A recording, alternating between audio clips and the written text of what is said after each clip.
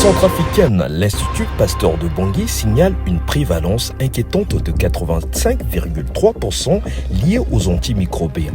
Ce constat appelle une mobilisation immédiate de tous les acteurs. Aux côtés des autorités sanitaires, une dizaine de cliniciens, biologistes et vétérinaires se sont déjà engagés à renforcer la coopération, à vulgariser les règles de bon usage et à sensibiliser la population. L'apport positif de l'ambassade de France en Centrafrique en appui à ces efforts vient renforcer les capacités locales et soutenir la prévention. L'objectif est clair, protéger la santé publique et sauver des vies grâce à une mobilisation collective et solidaire. Et derrière chaque statistique, il y a un visage, une famille, un enfant. C'est pour eux que cette mobilisation prend tout ce sens. Au micro, d'Innocent Bolikossi, le directeur de l'Institut Pasteur, prend parole.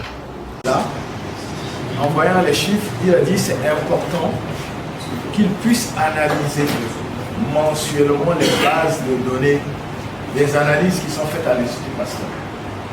Et c'est en faisant ces analyses qu'il s'est rendu compte des tendances qui vous ont été présentées ici. C'est vraiment la réalité de ce qu'ils enregistrent chaque jour au laboratoire, les prélèvements que vous nous envoyez. Il a bien dit qu'aujourd'hui, on traite environ 200 dossiers, on peut aller jusqu'à 500 000. Parce qu'avec ces automates, vous avez juste à prendre votre prélèvement, à mettre dans la machine. C'est lui qui prélève la quantité qu'il faut, c'est lui qui fait les mélanges et qui vous donne seulement les résultats. Ça veut dire qu'on peut faire plus. Nous faisons ce que vous nous orientez. C'est-à-dire que si vous orientez plus, on peut faire plus et ça nous donnera une idée de la tendance réelle, la prévalence est réelle. Les 85%, c'est les travaux de thèse de Dr Hugues. C'est un travail de recherche sur un nombre d'échantillons représentatifs. C'est vrai que c'est mené au niveau de Bangui.